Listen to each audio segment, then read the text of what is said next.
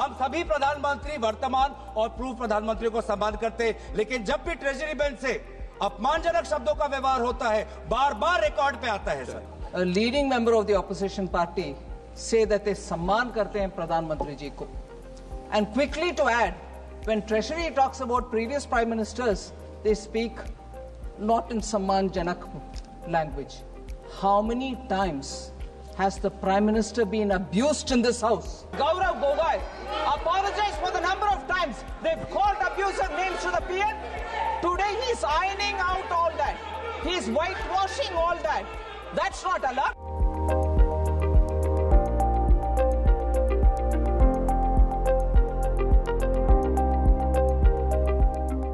हम सभी प्रधानमंत्री वर्तमान और पूर्व प्रधानमंत्रियों को सम्मान करते हैं, लेकिन जब भी ट्रेजरी बेंच से अपमानजनक शब्दों का व्यवहार होता है, बार बार रिकॉर्ड पे आता है सर। और हमारे तो रिकॉर्ड में रहेगा, पता नहीं सर, कल पता चले। लेकिन जहां पर वित्त मंत्री कुछ बोलिए। Ma'am Sir, yes. एक मिनट बोल You लें। said something very profound. You said something very profound. You said something very, very profound. I'd like to add to it. Sir, with due respects, it was music to my ears to hear a leading member of the opposition party say that they सम्मान करते हैं प्रधानमंत्री जी को. And quickly to add, when Treasury talks about previous prime ministers, they speak not in सम्मान जनक language.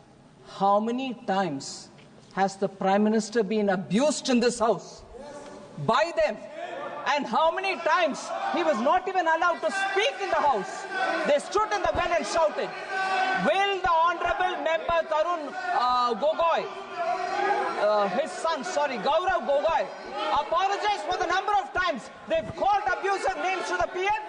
Today he's ironing out all that. He's whitewashing all that. That's not allowed. He should have the grace. He should have the grace to admit that they have abused the Prime Minister. It was wrong and they shall not do it again.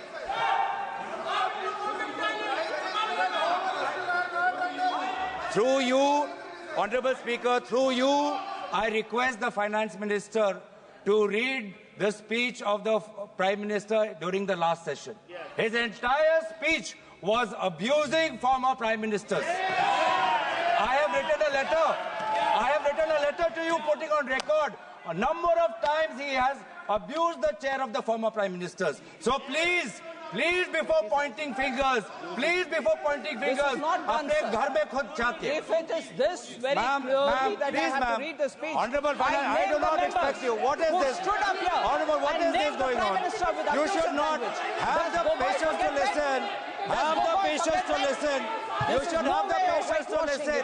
You read through the speech. And look at the way in which all of them are shouting.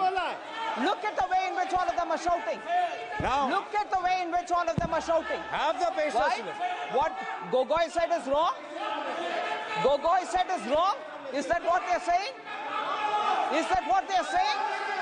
If Gogoi had the large-heartedness to say that we should not abuse anybody, what's going on?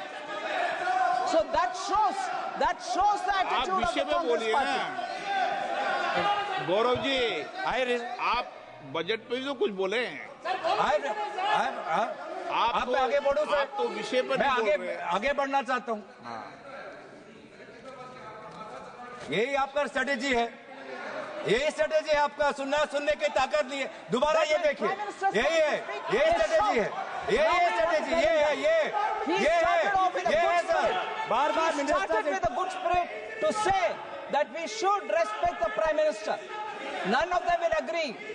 They don't want to agree. I'll get up every number of times that when an honorable member says you respect the Prime Minister, and that should be the attitude there. No, that member is honorable enough, but not the rest. अध्यक्ष महोदय, इधर अध्यक्ष महोदय, मैं अध्यक्ष महोदय बीच में बोल रहे हैं।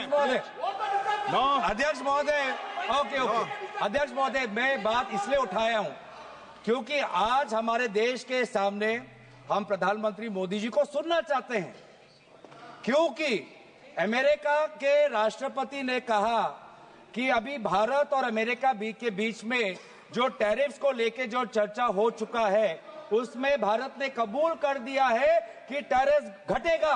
ये टैरिफ कहाँ आ गया बीच में इस बिल में? सर टैरिफ क्यों आया मैं बताता हूँ। मैं टैरिफ क्यों आता, अध्यक्ष महोदय मैं आपको आपका प्रश्न में को उत्तर देता हूँ। ये टैरिफ इसलिए आता है क्योंकि ये टैरिफ हमारे ऑटोमोबाइल सेक्टर के साथ जुड़ा हुआ है, ये टैरिफ हमारे टेक्सटाइल के साथ जुड़ा हुआ है, ये टैरिफ हमारे जेम्स और ज्वेलरी के साथ जुड़ा है, ये टैरिफ हमारे स्टील नट्स के साथ जुड़ा है, और सबसे महत्वपूर्ण ये टैरिफ हमारे किसानों के साथ जुड़ा है।